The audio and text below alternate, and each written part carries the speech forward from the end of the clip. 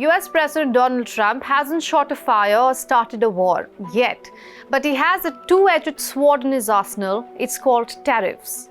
But here's the twist. Not every country responds the same way. When Trump waved the tariff stick at India, New Delhi called his bluff with calm defiance. It knows not to stand over, but also not to stand down. Europe, on the other hand, came back after signing what is being described as the least worst deal. So what explains this contrast? We asked the same 5 questions to 2 people, one from New Delhi, the other from the European Union. Their answers reveal differences, yes, but also the vulnerabilities of the future. Take a look. The comments that were made from the Indian side, Indian leaders, officials in December last year, November, December, after Donald Trump was elected or earlier this year, I think there was a sense of confidence that the relationship will continue to develop positively under Donald Trump. Obviously, Donald Trump felt that this didn't work for him politically, and he did not accept what the negotiators had worked out. So that was the first challenge.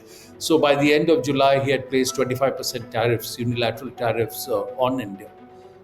I think then he was coming under criticism domestically on the Russia-Ukraine conflict. From a European perspective, the Trump administration is not America anymore. The Europeans are pretty puzzled and confused about the Trump administration.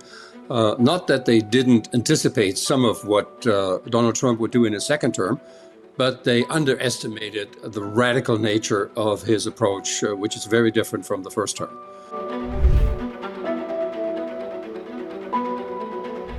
And so India has stood its ground. India has not given in to kind of unilateral impositions that the US has said. If you see the comments of Indian leaders, they've said clearly that our red lines on agriculture, dairy, and other things will be maintained. So to that extent, India has stood with its position. But clearly, if you want to get even more leverage, you have to strengthen your economy. Trump has been weaponizing trade and monetarizing security.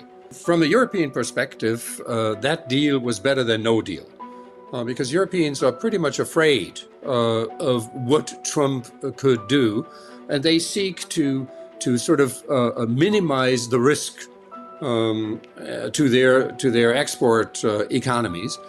So they have accepted a deal which wasn't fair in their eyes, and is hurting European industries.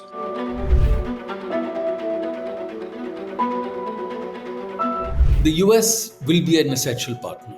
If you look at the global level, the main 3 largest players are US, Russia, and China. And everybody else is working around that, Europe, Japan, whoever. So they're all working around that. Now, from our perspective, Russia is a very important partner, a very important defense and defense technology partner. Very important now an energy partner. It was not such a large energy partner before 2022.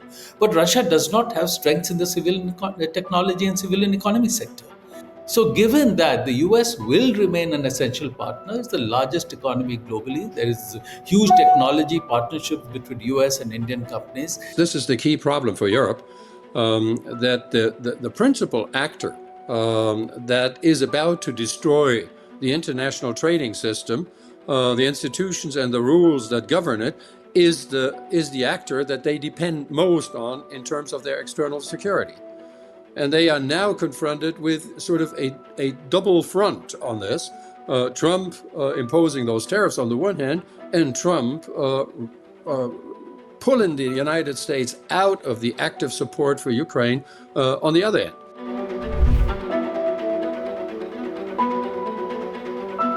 China buys much more oil from Russia than India does. And yet he has not taken any Russia-specific tariff measures against China. And the reason for that is that the Chinese have shown countervailing power. When US raised tariffs on China by more than 100%, Chinese did a similar rise that destabilized the US bond market.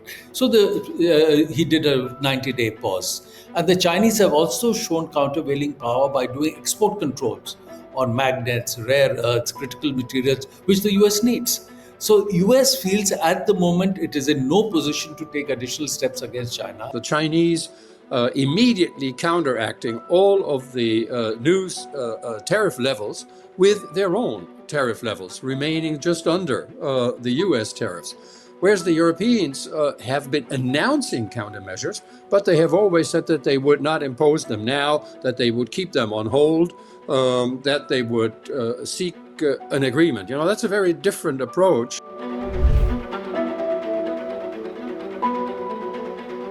Really what India has to do, that we need to sustain our growth, strengthen our economy further, strengthen our technological strengths further, so that will enable India to be even more firm in terms of the positions it takes. And while you do that, you have to diversify. You have to have different partnership. If you are dependent on only one partnership, then that partner, if it is a larger partner, will have leverage over you. We will see more European strive for sovereignty. In terms of security, Europe has no choice but to become self-reliant in terms of its external security.